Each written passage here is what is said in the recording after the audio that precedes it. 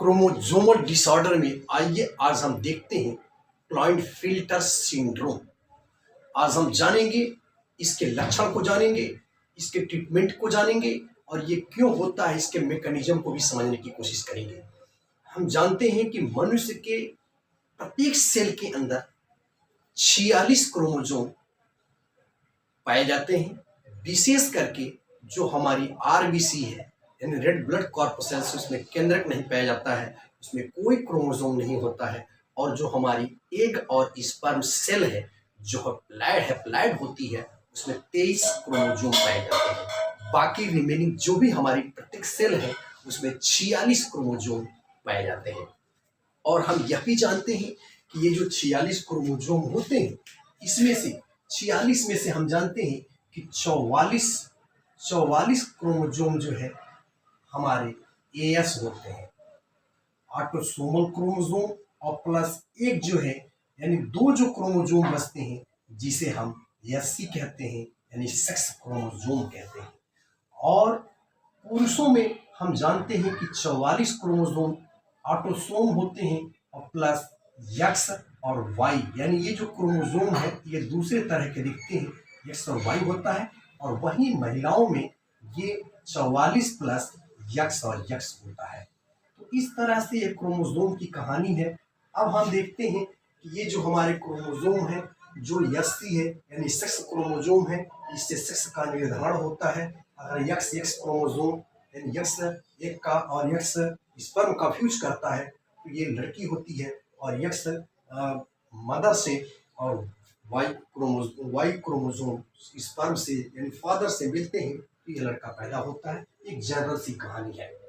अब हम देखते हैं कि ये क्रोमोसोमल डिसऑर्डर क्या होता है, यानी इन क्रोमोसोमों की संख्या में वृद्धि या कमी से जो है क्रोमोसोमल डिसऑर्डर उत्पन्न हो जाते हैं।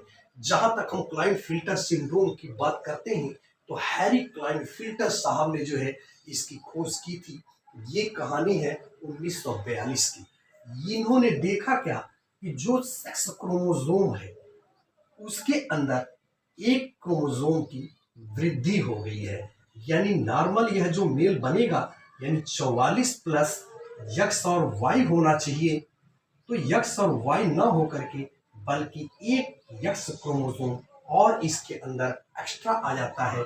इस तरह से यह जो बंदा बनता है ये 47 क्रोमोसोम, देखिए 44 45 46 47 क्रोमोसोम इसके अंतर्गत आ जाते हैं। तो एक क्रोमोसोम का इसके अंदर इजाफा हो जाता है यानी वृद्धि हो जाती है। इसीलिए या इस डिजीज को नाम दिया गया है ट्राइसोमी। तो अब हम देखते हैं ट्राई का मतलब 3 होता है और सोमी का मतलब प्रेजेंसी, यानी इसमें 3 क्रोमोसोम पाए जाते हैं।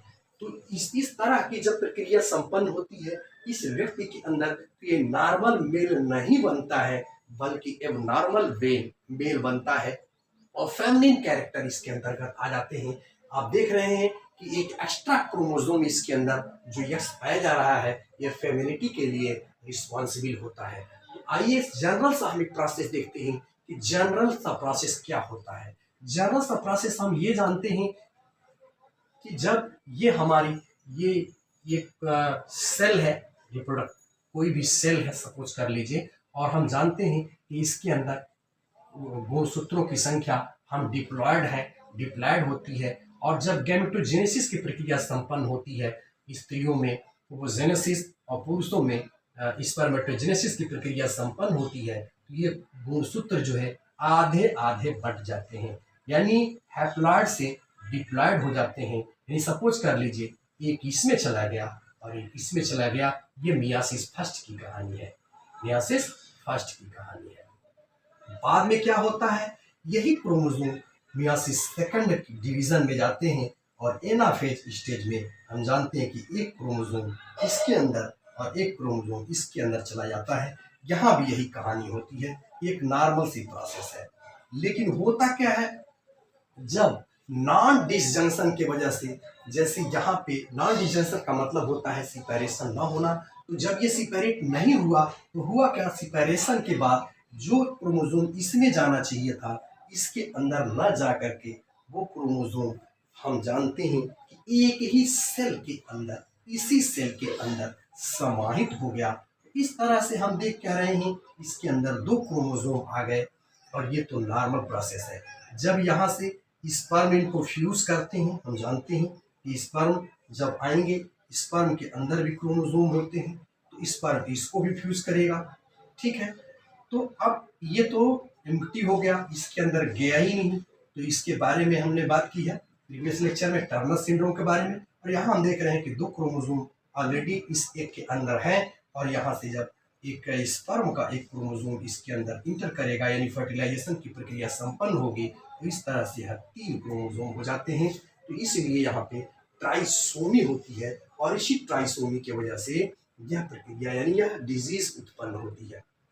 अब जब यह बीमारी इसके अंदर हो जाती है, यानी एक क्रोमोसोम यहाँ आ गया है, तो कोई जरूरी नहीं है, कई बार ये भी देखा गया है कि यहाँ से जो है ये यानी एक यक्स और भी बढ़ सकता है, यानी 44 प्लस डबल यक्स यानी ट्रिपल यक्स वाई की कंडीशन भी हो सकती है। आप सोच रहे होंगे कि क्या स्पर्म के अंदर वाई नहीं आ जाएगा?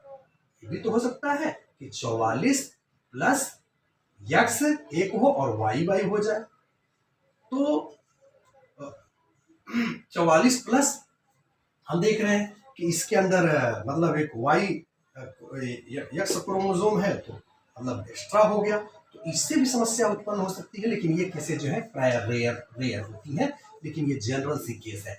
और इसको आप देखेंगे कि ये जो जनरल सी केस पाई जाती है, विशेष रूप से जो 500 1 in 500 चाइल्ड, यानी 500 बच्चों में से एक बच्चा इस बीमारी से ग्रस्त होने की संभावना होती है। इससे हम अंदाजा लगा सकते हैं कि यह कितनी खतरनाक डिजीज है।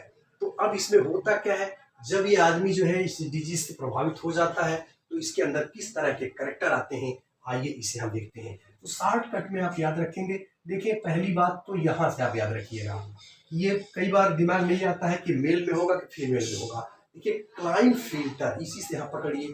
तो लाइन, लाइन का मतलब होता है से, और फिल्टर याद कर लेना कि लाइन के अंदर फॉल्ट हो गया, यानी वो उसके अंदर कमी आ गई। तो शेर के अंदर जब कमी आ गई, तो भाई अब तो कमी आ गई, तो शेर तो ओरिजिनल रहा नहीं, यानी ये डिस्टर्ब हो जाता है। यहाँ भी जोड़िए, 4 और 2 जोड़िए तो 6 हो जाता है, यानी छक्का हो गया।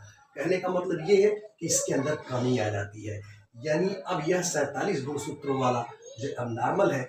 आइए देखते हैं इसके अंदर किस तरह के लक्षण आते हैं। तो शॉर्टकट में इसको याद रखिएगा, BMS याद कर लेना, ठीक है।